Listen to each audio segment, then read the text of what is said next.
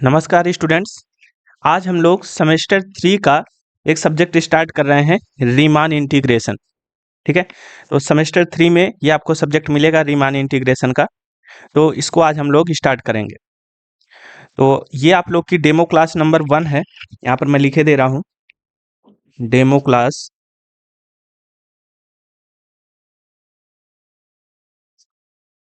Number 1। तो ये आपकी पहली डेमो क्लास है रीमान इंटीग्रेशन सेमेस्टर 3 की। तो आप लोग इस क्लास को देखिए, और भी अभी कुछ डेमो क्लासेस आएंगी, तो आप लोग सभी डेमो क्लासेस को देखिए, नोट्स बनाइए।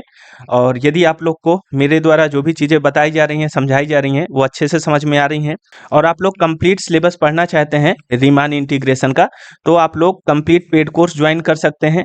और कंप्लीट पेड कोर्स ज्वाइन करने के लिए आप हमें इस नंबर पर कॉन्टैक्ट कर सकते हैं, और इस नंबर पर कॉन्टैक्ट करके आप लोग पेड कोर्स ज्वाइन कर सकते हैं रीमान इंटीग्रेशन सेमेस्टर 3 के लिए।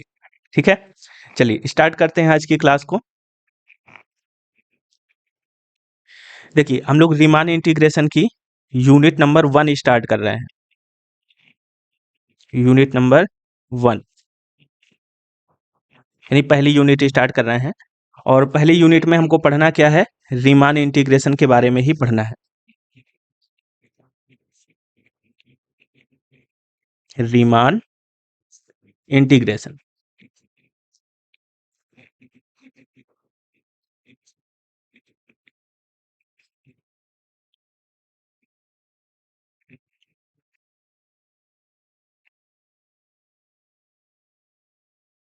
देखिए, रीमान इंटीग्रेशन को पढ़ने के लिए कुछ स्पेशल टर्म्स होती हैं, बेसिक टर्म्स जिसे हम लोग कह सकते हैं।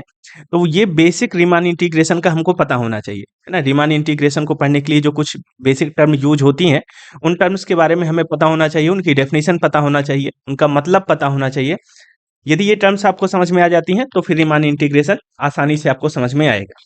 ठीक है, तो चलिए कुछ बेसिक जो टर्म्स हैं रीमान इंटीग्रेशन को पढ़ने से पहले जो हमें पता होना चाहिए, तो पहले उनके बारे में हम लोग थोड़ा सा जानकारी ले लेते हैं। सबसे पहले हमको पता होना चाहिए पार्टीशन ऑफ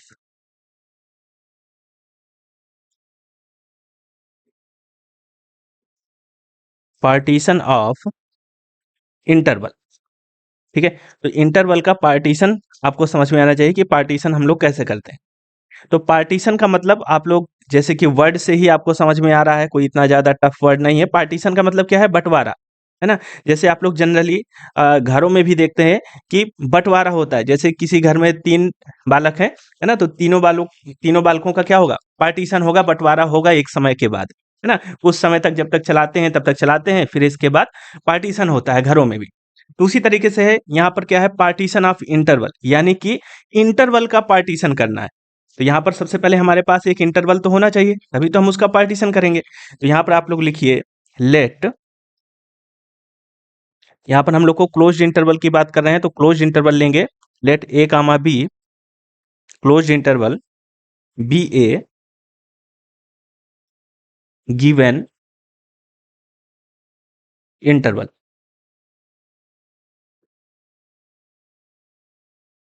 ठीक है, एक इंटरवल आ गया हमारे पास। अब हम लोग क्या कहेंगे कि ए सेट, या ऐसा कह सकते हैं कि a finite set,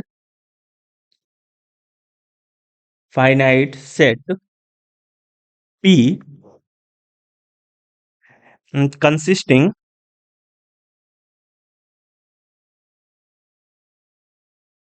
consisting of points, consisting of points. तो देखो, जैसे हमारे पास एक कोई इंटरवल है, ए कामा बी की बात हम लोग कर रहे हैं, और ये क्लोज्ड इंटरवल है। तो यहाँ पर भी मैं क्लोज्ड इंटरवल ही बना रहा हूँ। यहाँ पर पॉइंट ए है, और यहाँ पर पॉइंट क्या है? बी है ना। और ये यहाँ पर ये जो ब्लैक लाइन मैंने बनाया है, रियल लाइन, ये सारे नंबर इस इंटरवल में आएंगे। आप कहोगे यस सर। अब देखो, इसका हमें पार्टीशन करना है, तो इसका हम पार्टीशन कर सकते हैं। एक पार्टीशन यहाँ से कर दिया, है ना, फिर एक पार्टीशन यहाँ से कर दिया, फिर एक पार्टीशन मान लो यहाँ से कर दिया, इधर से कर दिया। ठीक है, मान लो यहाँ पर मैंने इधर से कर दिया। तो यहाँ पर जो हम लोग पार्टीशन करेंगे, तो ऐसा जरूरी नहीं है कि जो भी पार्टीशन कर रहे हो यहाँ पर ये सारी लेंथ क्या हो? इक्वल हो, ऐसा कोई जरूरी नहीं है। ठीक है, आपको बस पार्टीशन करना है, इक्वल लेंथ में डिवाइड नहीं करना है, कोई ऐसा जरूरी नहीं। करना चाहो आप इक्वल लेंथ में डिवाइड तो कर सकते हो, है ना, लेकिन कोई ऐसा यहाँ पर नियम नहीं है कि आपको इक्वल लेंथ में ही डिवाइड करना है। तो जैसे हमने इसका पार्टीशन किया, तो यहाँ पर आप कह सकते हैं कि जो ए है इसी को हम लोग बोल रहे हैं टी नॉट, ठीक है। फिर ये जो अगला पार्टीशन किया है, यहाँ पर ये जो पॉइंट आएगा इसको हम बोल रहे हैं टी वन। फिर अगला पॉइंट जो आया है ये टी टू, फिर ये टी थ्री, फिर ये टी फोर, ठीक है, ये टी फाइव, ये टी सिक्स, ठीक है। तो टी सिक्स को हम लोग बी ही कह देंगे, तो यहाँ पर बी को लिख सकते हैं टी सिक्स। तो इस तरीके से हमने पार्टीशन कर दिया। तो ये होता है पार्टीशन। तो अब यदि मैं पार्टीशन कह रहा हूं कि पी हमारा क्या है, एक पार्टीशन है, तो उसमें कौन कौन से पॉइंट आएंगे, तो यहाँ पर आप लिख सकते हैं। सबसे पहले तो यहाँ पर पार्टीशन लिख दीजिए आप, ए इजकल टू टी नॉट, फिर इससे बड़ा आएगा आपके पास टी वन, है ना। टी वन अब देखो टी नॉट के राइट साइड पर है, तो राइट साइड पर है तो सीधी सी बात है कि बड़ा ही होगा, है ना। टी टू टी वन से राइट साइड पर है तो वो भी बड़ा होगा, तो यहाँ पर ये होगा आपका टी टू, फिर आएगा आपका टी थ्री, फिर इस टाइप से आप सभी का पार्टीशन करते जाएंगे। और यहाँ पर जो लास्ट में आपका नंबर है क्या है, बी है, तो बी इक्वल टू हम लोग लिख सकते हैं। हमने टी सिक्स तक पार्टीशन किया है, तो आप कितने भी पार्टीशन कर सकते हो, मैं यहाँ पर एन लिख ही दे रहा हूँ, जितने आप करना चाहो, ठीक है। तो ये सभी पॉइंट जो होंगे, जो हमने यहाँ पर लिखा, t one, t two, t three, t four, t five, t six, t n, ये सभी पॉइंट कहाँ आएंगे, पार्टीशन पी सेट में बिलोंग करेंगे। समझ में आ रही बात।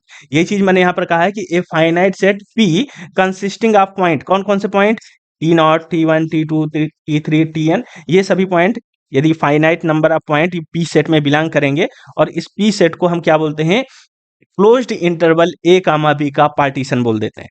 समझ में आ गई बात। आप कहोगे यस सर समझ में आ गई बात। तो यहाँ पर आप लिख सकते हैं कि इज कॉल्ड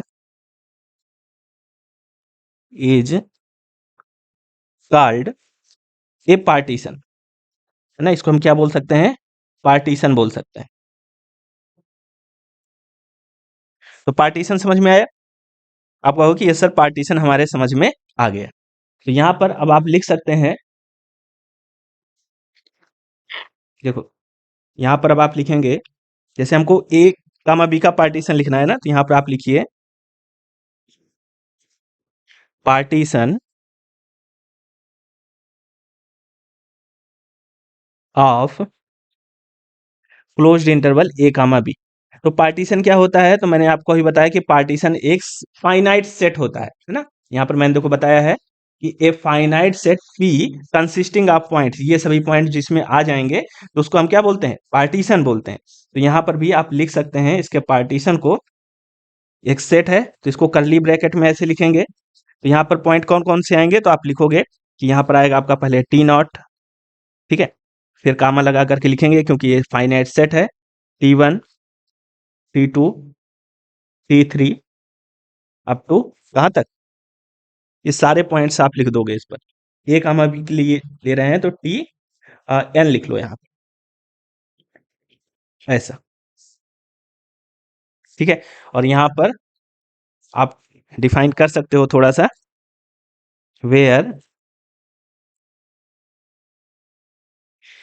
जो पहला पॉइंट है वो एक ही इक्वल होता है टी नॉट, फिर जो भी उसके राइट साइड पर हैं वो ग्रेटर होते जाएंगे, यानी कि टी वन, फिर इससे टी वन से बड़ा होगा टी टू, फिर टी टू से बड़ा होगा टी थ्री, ठीक है। और फिर इसी टाइप से आगे बढ़ेगा ये सारे पॉइंट्स, और यहाँ पर आ जाएगा आपका बी, और बी को ही हम लोग बोलेंगे टी एन, लास्ट पॉइंट, ठीक है। तो इस तरीके से हम लोग पार्टीशन करते हैं।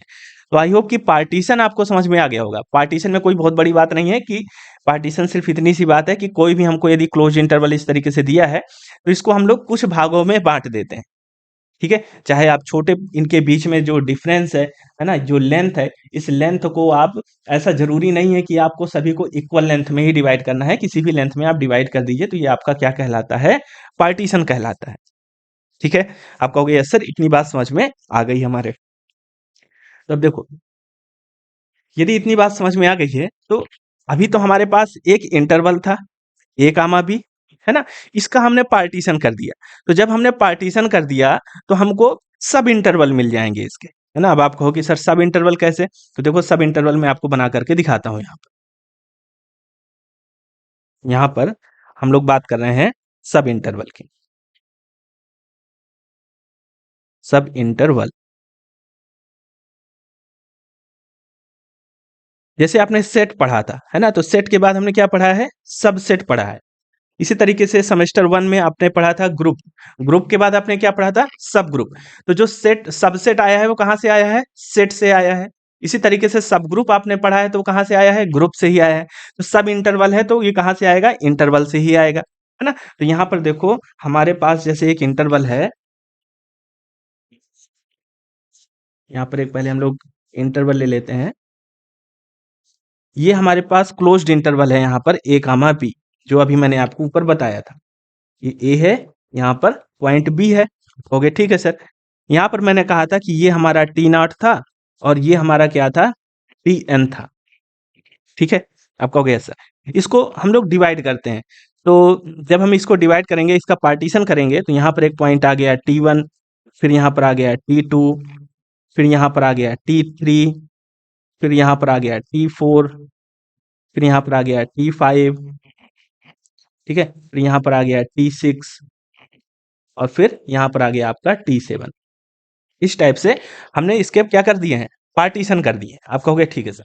जैसे ही आप पार्टीशन करोगे तो यहाँ पर देखोगे इसके सब इंटरवल तैयार हो गए। आप कहोगे कैसे सर? तो देखो एक इंटरवल इसका यहाँ से यहाँ तक, यहाँ से यहाँ तक T1 तक, यानी कि इसको हम लोग बोल रहे हैं ये T0 से T1 तक एक सब इंटरवल तैयार हो गया। आप कहोगे ठीक है सर। तो यहाँ पर सब इंटरवल क्या हो गया हमारा? T0 से T1। इसको, इस इंटरवल को हम लोग सब इंटरवल बोलेंगे a कामा b का।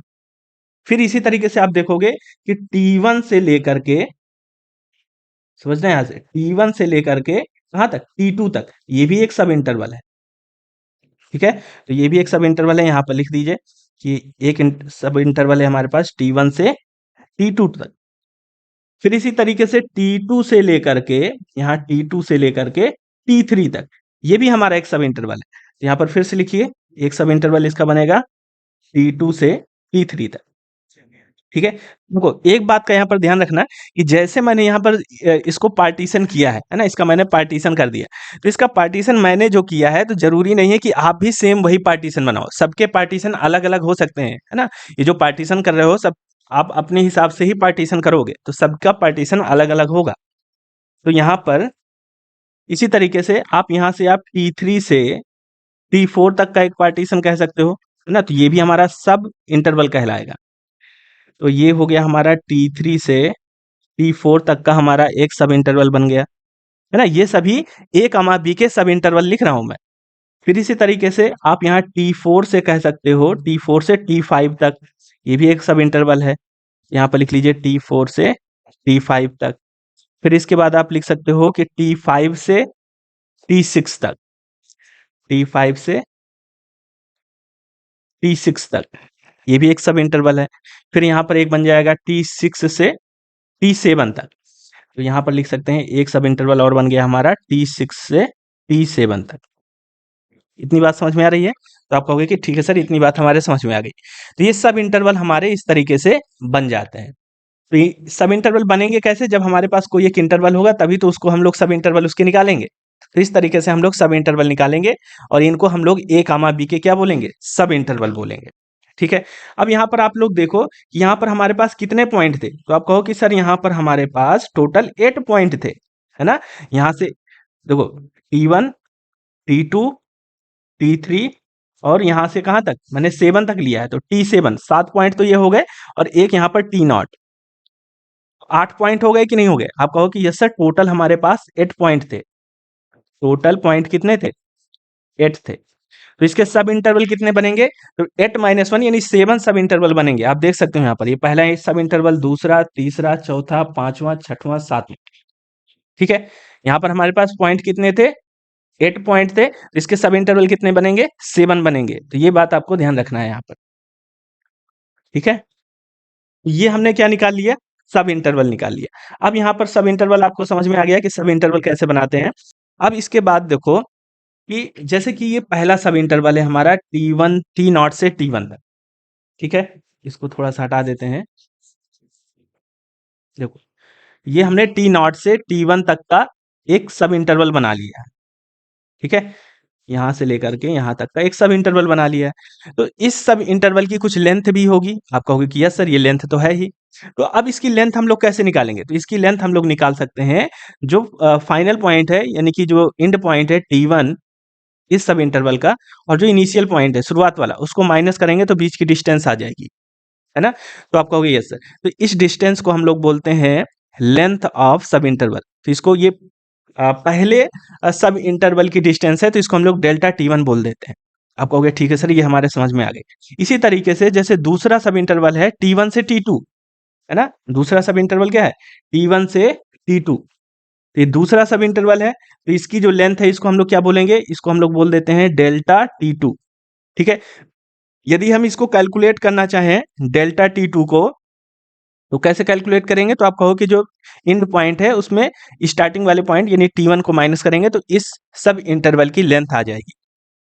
बात समझ में आ रही है? आप कहोगे यस सर। अब जैसे यहाँ पर आप देखो एक हमारे पास सब इंटरवल है T6 से T7, ठीक है? तो इसका हमें क्या फाइंड करना है? इसका भी हमें जैसे लेंथ फाइंड करना है तो इसकी लेंथ को क्या बोलेंगे? Delta T7। तो डेल्टा T7 बोलेंगे। तो ये डेल्टा T7 किसके इक्वल होगा? तो आप कहो कि डेल्टा T7 यदि निकालना है तो हम T7 में T6 को माइनस कर देंगे तो ये हमारा लेंथ आ जाएगा यहाँ से, है ना? तो हम लोग इस तरीके से सब इंटरवल की लेंथ भी निकाल सकते हैं। तो यहाँ पर वही चीज मैं आपको बता रहा हूँ कि देखो जैसे यहाँ पर आप देखोगे ये जो पहला सब इंटरवल है इसकी लेंथ को हम लोग डिनोट करते हैं डेल्टा T1 से, ठीक है? और ये किसके इक्वल होगा? तो आप यहाँ पर बताओगे कि सर ये इक्वल होता है हमारा T1 माइनस T0 के। इसी तरीके से यहाँ पर देखो इसको हम लोग डिनोट करेंगे इसके बीच की जो लेंथ है उसकी डिनोट करेंगे डेल्टा T2 से और डेल्टा T2 किसके इक्वल होगा? तो आप कहो कि सर ये हो जाएगा T2 माइनस T1 के, ठीक है? फिर इसी तरीके से फिर यहाँ पर T2 T3 जो तीसरा सब इंटरवल है इसकी लेंथ निकालेंगे तो ये आ जाएगा डेल्टा T3 और इसको हम लोग डिनोट करेंगे T3 माइनस T1, ठीक है? फिर चौथे सब इंटरवल की यदि हमको लेंथ फाइंड करना है तो ये हो जाएगा डेल्टा T4 और इसको आप निकालोगे यहाँ पर क्या था T3 माइनस T2, है ना? T4 किसकी इक्वल होगा? T4 minus T3। फिर इसी तरीके से ये पांचवा सब इंटरवल है तो इसकी भी आप लेंथ निकालोगे तो ये आएगा डेल्टा T5। ये किसकी इक्वल होगा? तो आप कहो कि सर ये इक्वल होगा T5 माइनस T1। फिर इसी तरीके से यहाँ पर भी आप देखोगे तो ये आ जाएगा आपका छठवां सब इंटरवल और इस इंटरवल की यदि लेंथ निकालेंगे तो आएगा T6 माइनस T5, ठीक है? इसी तरीके से यहाँ पर भी आप देखोगे ये हमारा सातवां, है ना? सातवां सब इंटरवल है तो इस सातवें सब इंटरवल की जो लेंथ होगी ये किसकी इक्वल होगी? T7 minus T6। बात समझ में आ रही है? आप कहो कि यस सर समझ में आ रही है बात। अब यहाँ पर एक बात ये समझना कि यदि ये जो सब इंटरवल की जो मैंने लेंथ निकाली है ना? Delta T1 delta T2 delta T3 इस तरीके से डेल्टा T7 तक जो मैंने लेंथ निकाली है तो यहाँ पर आप ध्यान से समझना जो चीज मैं बता रहा हूँ कि डेल्टा T1 लेंथ कहाँ से कहाँ तक है? तो आप कहो कि सर डेल्टा T1 की जो लेंथ है वो यहाँ से यहाँ तक की है। फिर तो डेल्टा T2 कहाँ से कहाँ तक की लेंथ है? तो आप कहो कि सर T1 से T2 तक की लेंथ है। फिर डेल्टा T3 कहाँ तक की लेंथ है? तो आप कहोगे T2 से T3 तक की। डेल्टा T4 कहाँ तक की लेंथ है? तो यहाँ से T3 से T4 तक की। फिर डेल्टा T5 कहाँ से कहाँ तक की है? तो T4 से T5 तक की। फिर डेल्टा T6 कहाँ तक की लेंथ है? तो आप कहोगे कि सर T5 से T6 तक की। और डेल्टा T7 कहाँ से कहाँ तक की है? तो T6 से T7 तक की। ये सभी लेंथ है। आप कहोगे कि यस सर।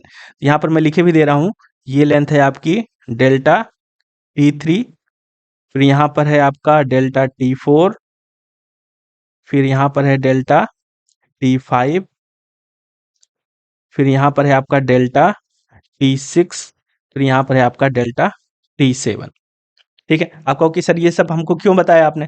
तो देखो इसका बताने के पीछे रीजन ये है कि यदि मैं इन सभी लेंथ को ऐड कर दूं, है ना? मैं इन सभी लेंथ को क्या करूंगा? ऐड कर देता हूं। तो यहाँ पर मैंने ऐड कर दिया delta T1 plus delta T2 plus delta T3 plus delta T4 plus delta T5 plus delta T6 plus delta T7 मैंने ऐड कर दिया। तो आप कहोगे यस सर। अब ऐड करने से क्या होगा, जैसे ही मैंने सभी सब इंटरवल की जो लेंथ है इनको ऐड कर दिया है, तो ये पूरी लेंथ हमारी यहाँ से निकल आएगी, ए से बी तक की जो लेंथ है वो निकल आएगी। आप कहोगे यस सर। तो ये पूरी लेंथ कितनी है, तो आप कहो कि सर ये पूरी लेंथ है हमारी बी माइनस ए, है ना। बी लास्ट पॉइंट है, ए स्टार्टिंग पॉइंट है, तो इन दोनों को यदि माइनस कर देंगे बी में से ए को, तो हमको पूरी डिस्टेंस निकल आएगी, मिल जाएगी। तो ये इस डिस्टेंस के इक्वल होती है। ये बात आपको समझ में आनी चाहिए, ठीक है। आप कहोगे ठीक है सर, हमारे समझ में आ गई ये बात। अब देखो, इसी चीज को मैं ऐसा भी लिख सकता हूं, डेल्टा T1 का मतलब क्या है, तो आप कहो कि सर डेल्टा T1 का मतलब है कि T1 माइनस T0, है ना, प्लस डेल्टा T2 का मतलब क्या है, T2 minus T1, delta T3 का मतलब क्या है, T3 माइनस T2, ठीक है। इसी तरीके से सभी को मैं ऐड कर सकता हूं। और यहां पर डेल्टा T7 का मतलब क्या है, इसका मतलब हो जाएगा T7 माइनस T6, और ये किसकी इक्वल है, तो आप कहो कि सर ये इक्वल है बी माइनस ए के, ठीक है। तो देखो, यदि मैं इसको समेशन के रूप में लिखना चाहूं तो कैसे लिख सकता हूं, तो आप कहो कि सर इसको समेशन के रूप में आप लिख सकते हैं। यहां पर जैसे इसको देख रहे हैं हम लोग, है ना, यहाँ पर T0 था, यहाँ पर T1 था, इसकी लेंथ को हमने निकाला है। तो हमने क्या किया, हमने पहले एंड पॉइंट को रखा, यानी कि यदि हमने यहाँ पर टीके रखा है, टीके माइनस वन रखेंगे, यदि समेशन के रूप में लिख रहे हैं तो, ठीक है। ये कर रहे हैं, यहाँ पर हम लोग समेशन लगा रहे हैं, और के इक्वल टू हम कहां से कहां तक ले रहे हैं, 1 से n तक। देखो, यहाँ पर हम लोग क्या कर रहे हैं, T1 माइनस T0, है ना, तो यहाँ पर भी मैंने टी के माइनस 1 कर दिया है। यहाँ पर देखो T2 माइनस T1 कर रहे हैं, यदि k की वैल्यू 2 रख दोगे तो यहाँ पर T2 माइनस के माइनस 1, T2 माइनस 1 हो जाएगा, तो यहाँ पर T1 आ जाएगा। जैसे तीसरा हमको निकालना है ना, तो यहाँ पर क्या रखेंगे, तीसरा सब इंटरवल, तो k की वैल्यू कितनी आएगी, 3, तो यहाँ पर रखिए T3 माइनस T3 माइनस 1 यानी T2, तो ये आ गया कि नहीं आ गया, आप कहोगे यस सर आ गया, है ना। तो ये हम लोग इसको समेशन के रूप में लिखना चाहें तो इस तरीके से डिनोट कर सकते हैं, ठीक है। हम लोग इसका सम कर रहे हैं, और ये किसके इक्वल आ रहा है, तो आप यहाँ पर बताओगे कि ये इक्वल आएगा हमारा b माइनस ए के, ठीक है। आप कहोगे ठीक है सर, ये भी हमारे बात समझ में आ गई। ये नोटेशन है, ये क्या है, ये नोटेशन है। यही चीज अभी जब हम लोग आगे रीमान इंटीग्रेशन स्टार्ट करेंगे पढ़ना, थ्योरम्स वगैरह, तो वहां पर यूज हो जाएंगी। अब जैसे कि वहां पर हमने इसको यूज कर लिया, तब इसका मतलब अब आपको समझ में आना चाहिए कि हमने क्या लिखा है, ये लेंथ का हमने सम किया है, टी के माइनस वन जहां पर लिखा होगा, और यहाँ पर ऐसे सम लिखा होगा, तो इसका मतलब अब आपको समझ में आ जाएगा कि ये हमने जो भी सब इंटरवल है उनकी लेंथ का हमने क्या किया है, सम कर दिया है, ठीक है। तो इस तरीके से ये नोटेशन है, कुछ बेसिक बेसिक तो मैं आपको शुरुआत में बता दे रहा हूँ, क्योंकि आगे फिर समझ में नहीं आएंगी। आगे यदि डायरेक्ट हम लोग इनका यूज करने लगेंगे तो फिर समझ में नहीं आएंगी, और फिर जब समझ में नहीं आती हैं तो फिर चीजें टफ हो जाती हैं। तो इस वजह से ये सारी बेसिक बातें आपको पता होना चाहिए। चलिए, इतनी बात यदि क्लियर है आपको, चलिए आगे बढ़ते हैं, कुछ और चीजें पढ़ते हैं। चलिए, अब हम बात कर रहे हैं, यहाँ पर लिखिए lower डारबॉक्स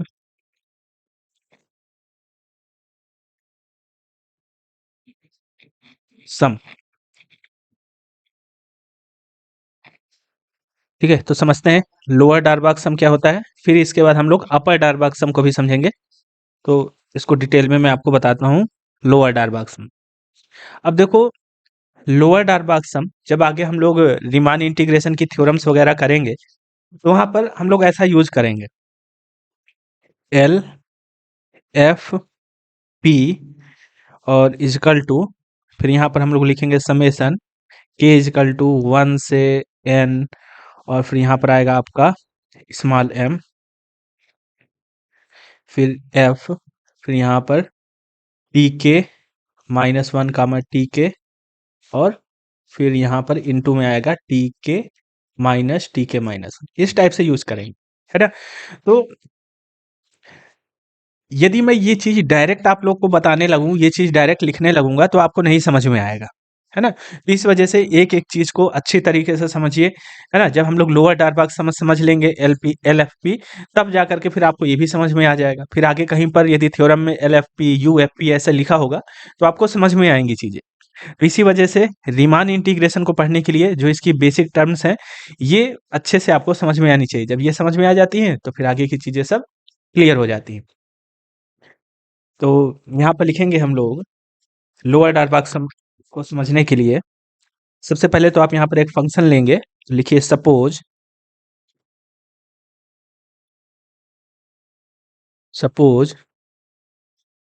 F b, f is bounded function, on interval a comma b. ठीक है, एक हमारे पास बाउंडेड फंक्शन है एफ। अब आप कहोगे कि सर बाउंडेड का मतलब क्या है? बाउंडेड का मतलब ये है कि आपको बाउंड्री मिलेगी, आगे से भी बाउंड्री मिलेगी और पीछे से भी बाउंड्री मिलेगी। यदि कोई फंक्शन है एफ, तो फंक्शन की जो वैल्यूज होंगी, जैसे ये ए कामा बी इंटरवल है, तो इस इंटरवल में जो भी फंक्शन की वैल्यू होंगी, जैसे कि मान लो यहाँ पर ये इस टाइप का फंक्शन है एफ एक्स, तो फंक्शन की वैल्यू आप देखोगे कि एक नंबर आपको यहाँ पर ऐसा मिलेगा, एक नंबर ऐसा मिलेगा जिससे फंक्शन की सारी वैल्यू छोटी होंगी, और पीछे साइड एक नंबर बाउंड्री मिलेगी जिससे फंक्शन की सारी वैल्यू बड़ी होंगी। तो ये दो पॉइंट मिलेंगे, यानी कि आगे से भी बाउंड्री मिलेगी और पीछे से भी बाउंड्री मिलेगी। तो ऐसा फंक्शन है हमारे पास ये।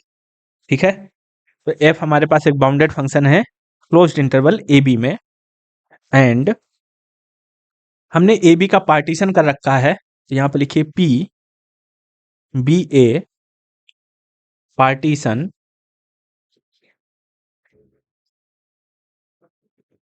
Of closed interval a comma b. ठीक है, पी हमारे पास क्या है? पार्टीशन है। आप कहोगे ठीक है सर।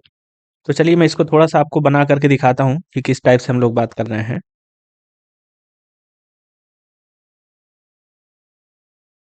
ठीक है, ये लो, हमारा इंटरवल है ए कामा बी। तो यहाँ पर हमने बनाया क्लोज्ड इंटरवल, तो ये हो गया ए, और यहाँ पर क्लोज्ड इंटरवल है तो ये हो गया बी। ठीक है, इस टाइप से हमने बना लिया। ए को हम लोग क्या कह रहे हैं, है ना? ए कामा बी का हमने पार्टीशन किया है, तो यहाँ पर हम लोग इसका पार्टीशन कर लेते हैं, ये टी नॉट लिख लेते हैं इसको। फिर आगे हम लोग आएंगे तो यहाँ पर हमको मिलेगा T1। फिर और आगे आएंगे तो यहाँ पर मान लेते हैं T2। ना, ऐसा कोई ज़रूरी तो है नहीं कि सभी लेंथ बराबर होंगी इंटरवल की, तो ऐसे ही मान लेते हैं T1, T2। फिर यहाँ पर कर लेते हैं T3। फिर यहाँ पर T4, ये हो गया T4। फिर यहाँ पर इधर साइड कर लेते हैं T5, और यहाँ पर B को हमने कह दिया T6। इतनी बात क्लियर है? आप कहोगे कि यस सर, इतनी बात हमें क्लियर है ना? पार्टीशन कर लिया। और हमारे पास एक क्या चीज़ गिवन है, हमको फंक्शन एफ गिवन है जो कि बाउंडेड है। तो यहाँ पर एक फंक्शन बना लेते हैं। देखो, यहाँ पर इस टाइप से हमने एक फंक्शन बनाया।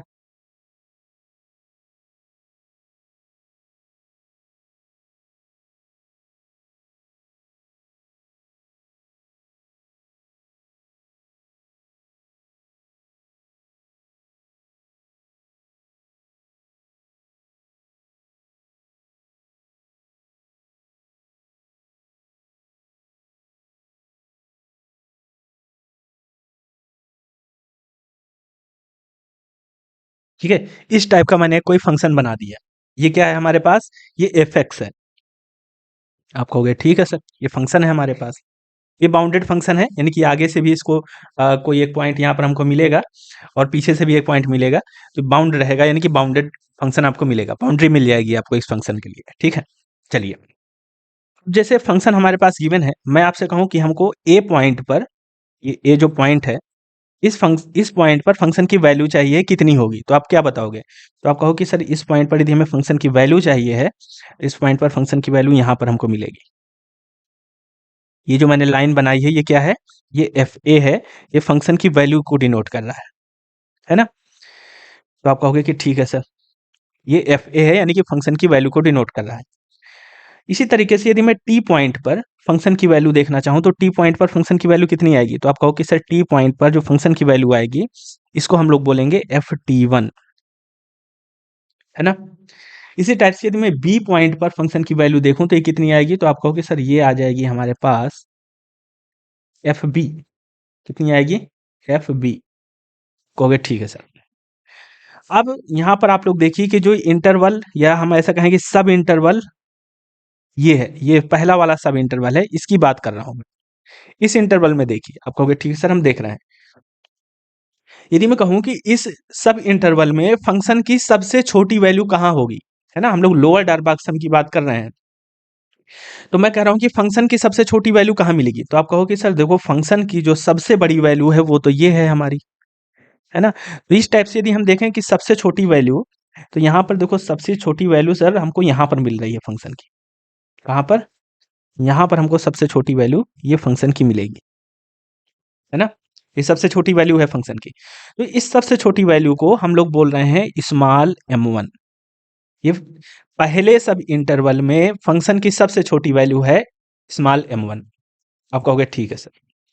इसी तरीके से दूसरे सब इंटरवल में देखो तो t1 से t2 के बीच में हम लोग देखते हैं, तो t1 से t2 के बीच में देख रहे हैं, तो यहाँ पर सबसे छोटी वैल्यू कहाँ पर मिलेगी, तो आप कहोगे सर सबसे छोटी वैल्यू यहाँ पर यही है, ये ना, फंक्शन की सबसे छोटी वैल्यू हमको यहाँ पर मिलेगी। तो इसको हम लोग क्या बोल रहे हैं, इसको हम लोग m2 बोले दे रहे हैं, ठीक है। तो देखो ऐसा जरूरी नहीं है कि जो फंक्शन की सबसे छोटी वैल्यू है वो बाउंड्री पॉइंट पर ही मिलनी चाहिए कि बीच में ही मिलनी चाहिए, ऐसा कोई जरूरी नहीं। हमको तो ये देखना है कि फंक्शन की सबसे छोटी वैल्यू कहाँ मिल रही है, इस इंटरवल में, है ना। तो हमको यहाँ पर मिली फंक्शन की सबसे छोटी वैल्यू। इसी तरीके से तीसरे सब इंटरवल की यदि हम लोग बात करें, तीसरे सब इंटरवल में, तो यहाँ पर बताओ सबसे छोटी वैल्यू कहाँ पर मिल रही है, तो आप कहोगे सर सबसे छोटी वैल्यू, तीसरा इंटरवल समझ में आ रहा है ना, यहाँ से लेकर के यहाँ तक, इस सब इंटरवल में सबसे छोटी वैल्यू कहाँ मिल रही है, तो आप कहोगे सर सबसे छोटी वैल्यू हमको यहाँ पर लगभग मिल जाएगी कहीं पर, यहाँ पर। तो जब सबसे छोटी वैल्यू मिल गई तो इसको हम लोग बोल देते हैं m3, है ना।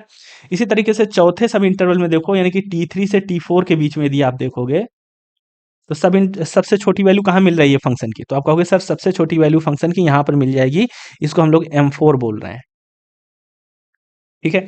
इसी तरीके से आप लोग पांचवें सब इंटरवल में देखो फंक्शन की सबसे छोटी वैल्यू कहाँ पर मिलेगी, तो पांचवें सब इंटरवल में सबसे छोटी वैल्यू हमको यहाँ पर मिल जाएगी, ये हमारी m5 हो जाएगा, स्मॉल m5। और छठवें इंटरवल में सबसे छोटी वैल्यू कहाँ पर मिलेगी, तो छठवें इंटरवल में आप देखोगे, देखो छठवां इंटरवल है हमारा यहाँ से यहाँ तक, ये है छठवां इंटरवल, है ना, छठवां सब इंटरवल।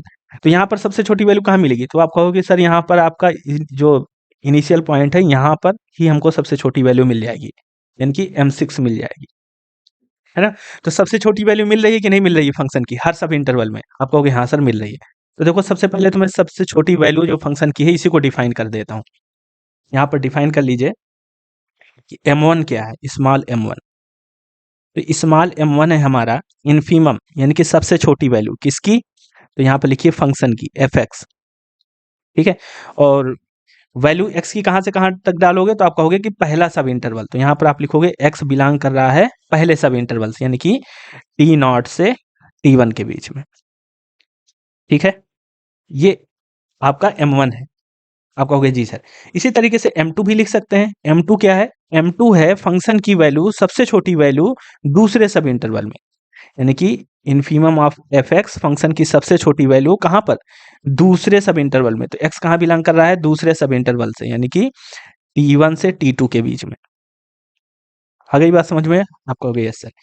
इसी तरीके से m3 क्या है, तो m3 भी यहाँ पर लिख सकते हैं हम लोग। m3 है हमारे पास इन्फीमम ऑफ f(x) फंक्शन की सबसे छोटी वैल्यू कहाँ पर, x बिलोंग कर रहा है हमारा तीसरे सब इंटरवल से, यानी कि t2 से t3 में, ठीक है। आप कहोगे यस सर। तो ठीक है, समझ में आ रही है बातें आपको कि m1 m2 m3 क्या है, यानी कि फंक्शन की सबसे छोटी वैल्यू हम लोग देख रहे हैं सब इंटरवल में। इसी तरीके से आप यहाँ पर जैसे हमने m6 निकाला है ना, तो मैंने यहाँ पर 6 हम कह सकते हैं कि पार्टीशन किए हैं, तो हमारे पास 6 सब इंटरवल बने हैं। आप कितने भी बना सकते हो, है ना। मैं यहाँ पर mk लिखे दे रहा हूँ, mk। तो ये आ जाएगा आपका इन्फीमम फंक्शन की वैल्यू f(x), और ये x कहाँ से बिलोंग करेगा, तो आप कहो कि सर ये बिलोंग करेगा आपका tk-1 से tk तक में, ठीक है। आप कहोगे यस सर। चलिए, तो ये तो हमने डिफाइन कर लिया। जब हम लोग लोअर डार्बक सम की बात कर रहे हैं तो देखो लोअर डार्बक सम क्या होता है इसको समझो। ठीक है, लोअर डार्बक सम की बात कर रहा हूं मैं। तो लोअर डार्बक सम क्या होता है इसको हम लोग समझ रहे हैं। हम्म, लोअर डार्बक सम। अब देखो यहाँ पर फिर से मैं इसको हटा देता हूँ। अब देखो यहाँ पर हमको m1 मिला है, सबसे छोटी वैल्यू मिल गई है ना। ये पहला सब इंटरवल है। आप कहोगे कि यस सर, इनको हटा देते हैं। पहला सब इंटरवल है, पहला सब इंटरवल में सबसे छोटी वैल्यू फंक्शन की हमको मिल गई है ना, m1। तो ये जो सबसे छोटी वैल्यू मिली है, इस सबसे छोटी वैल्यू को लेकर के हम एक रेक्टेंगल बना देते हैं। यानी कि हम क्या करेंगे, इस टाइप से यहाँ से इसको मिला देते हैं। ये रेक्टेंगल बन गया कि नहीं बन गया? आप कहोगे कि हाँ सर बन गया, है ना। इसको हम यहाँ पर अब यहाँ से हटा सकते हैं, या लिख रहने देना हो रहने दो, कोई दिक्कत नहीं है ऐसे। यानी कि सबसे छोटी वैल्यू फंक्शन की सबसे छोटी वैल्यू को लेकर के हमने क्या बनाया है, रेक्टेंगल बनाया। चलो पहले जैसे रेक्टेंगल बना लिया, अब मैं आपसे कह रहा हूँ कि इसका हमको एरिया फाइंड करना है। तो आप एरिया फाइंड कर सकते हो कि नहीं रेक्टेंगल का? इस रेक्टेंगल का एरिया फाइंड कर सकते हो कि नहीं फाइंड कर सकते हो? बताओ। तो आप कहो कि हाँ सर फाइंड कर सकते हैं भाई। रेक्टेंगल का एरिया क्या होता है? लंबाई गुणे चौड़ाई, है ना। एल इंटू बी, यही तो होता है एरिया। एरिया तो यही होगा ना रेक्टेंगल का, एल इंटू बी। तो देखो लंबाई हमको मिल गई m1 और इधर साइड की यदि हम लोग चौड़ाई देखें तो चौड़ाई कितनी है? तो आप कहो कि सर ये तो सब इंटरवल की लेंथ है। तो सब इंटरवल की लेंथ तो आप निकाल ही सकते हो। तो सब इंटरवल की लेंथ कितनी आएगी? आप कहो कि सर ये आ जाएगी हमारी डेल्टा T1, है ना। तो यहाँ पर रख लीजिए इंटू डेल्टा T1। तो पहले रेक्टेंगल का एरिया आ गया कि नहीं आ गया? आप कहोगे यस सर। लेकिन ध्यान रखने वाली बात यह है कि ये जो हमने एरिया फाइंड किया है रेक्टेंगल का, ये रेक्टेंगल जो हमने बनाया है, ये फंक्शन की सबसे छोटी वैल्यू को लेकर के बनाया है, क्योंकि लोअर डार्बक सम है। और जब अपर डार्बक सम की बात करेंगे तो वहां पर क्या होगा, इनमें जो सबसे बड़ी वैल्यू होगी, है ना, फर्स्ट सब इंटरवल में जो सबसे बड़ी वैल्यू होगी यहां से, इसको लेकर के आप एक यहाँ पर रेक्टेंगल बनाएंगे और फिर इसका एरिया फाइंड करेंगे। ठीक है, तो उसको हम लोग जब अपर डार्बक सम पढ़ेंगे तो वहां पर बताऊंगा मैं। अभी हम लोग लोअर डार्बक सम पढ़ रहे हैं, तो हमने जो सबसे छोटी फंक्शन की वैल्यू है उसको लेकर के हमने एक रेक्टेंगल बना लिया है और उसका एरिया फाइंड कर लिया है। तो ओके ठीक है सर, समझ में आ गई बात। इसी तरीके से जैसे दूसरे सब इंटरवल में चलते हैं हम लोग। तो दूसरा सब इंटरवल यहाँ से है T1 से लेकर के कहाँ तक? अच्छा, ये दूसरा सब इंटरवल है हमारा T1 से लेकर के T2 तक, यहाँ तक। तो यहाँ पर फंक्शन की सबसे छोटी वैल्यू क्या है? तो आप कहोगे कि सर यहाँ पर सबसे छोटी वैल्यू m2 है। तो m2 से लेकर के आप एक रेक्टेंगल बना देंगे इस टाइप का। ठीक है, आप कहोगे ठीक है सर। इसका भी आप एरिया फाइंड कर सकते हैं कि नहीं फाइंड कर सकते हैं? आप कहेंगे कि यस सर फाइंड कर सकते हैं। चलो इसको दूसरे कलर से बनाते हैं।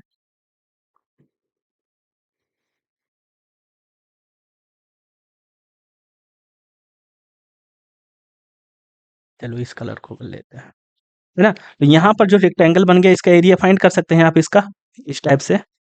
ये जो रेक्टेंगल देख रहे हो, इस रेक्टेंगल का एरिया फाइंड कर सकते हैं कि नहीं कर सकते हैं? आप कहोगे कि यस सर फाइंड कर सकते हैं, क्योंकि देखो हमको एल मिल गई, यानी लंबाई तो हमको मिल गई m2, और इधर साइड चौड़ाई की बात करें, है ना, तो ये हमको यहाँ पर मिल जाएगा सब इंटरवल की लेंथ डेल्टा T2। यहाँ पर भी हमको एरिया मिल जाएगा इसका। आप कहोगे कि यस सर मिल जाएगा यहाँ पर भी एरिया। लोअर डार्बक सम निकाल रहे हैं हम लोग, सबसे छोटी लेंथ लेंगे हर सब इंटरवल में। चलिए ठीक है, अब हम लोग बात करते हैं तीसरे सब इंटरवल की। तो तीसरा सब इंटरवल देखो कहाँ से कहाँ तक है, यहाँ से लेकर के ये पूरा यहाँ तक है तीसरा सब इंटरवल, है ना, T2 से लेकर के T3 तक। तो यहाँ पर जो सबसे छोटी लेंथ है, यानी कि हम ये कहें कि जो फंक्शन की सबसे छोटी वैल्यू है ना m3, इस m3 को लेकर के एक रेक्टेंगल बना लेंगे। इस टाइप से हमने एक रेक्टेंगल बना दिया।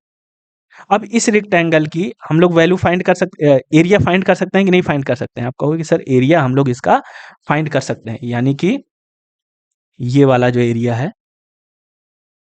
इसकी बात कर रहा हूं, इस एरिया को फाइंड कर सकते हैं। आप कहोगे कि यस सर, क्योंकि देखो इसकी लंबाई m3 हो गई और चौड़ाई की बात करेंगे तो इधर पर सब इंटरवल की लेंथ हो जाएगी डेल्टा T3। निकाल सकते हैं? आप कहोगे कि यस सर निकाल सकते हैं। इसी तरीके से हम लोग चौथे सब इंटरवल में चलते हैं। तो यहाँ पर भी फंक्शन की जो सबसे छोटी वैल्यू है इस लेंथ को लेकर के एक यहाँ पर रेक्टेंगल बनाएंगे और इसका एरिया फाइंड कर सकते हैं। तो इसका एरिया बताओ कितना आएगा। तो यहाँ पर कहो सर ये वाला जो पार्ट है इसका एरिया हम लोग निकाल सकते हैं यहाँ से, है ना। ये ऐसे हम लोग इसका एरिया निकाल सकते हैं। आप कहोगे यस सर, क्योंकि M4 इसकी लंबाई हो गई और इधर साइड देखोगे तो डेल्टा T4 आ जाएगी सब इंटरवल की लेंथ। फिर इसी तरीके से यदि हम लोग पांचवें सब इंटरवल में चलें तो यहाँ पर लेंथ कितनी है, तो आप कहोगे सर लेंथ है इसकी यहाँ से यहाँ तक, है ना। या पांचवा सब इंटरवल यहाँ से यहाँ तक है। इसकी जो सबसे छोटी फंक्शन की वैल्यू है, इस M5 को लेकर के हम एक रेक्टेंगल बनाएंगे।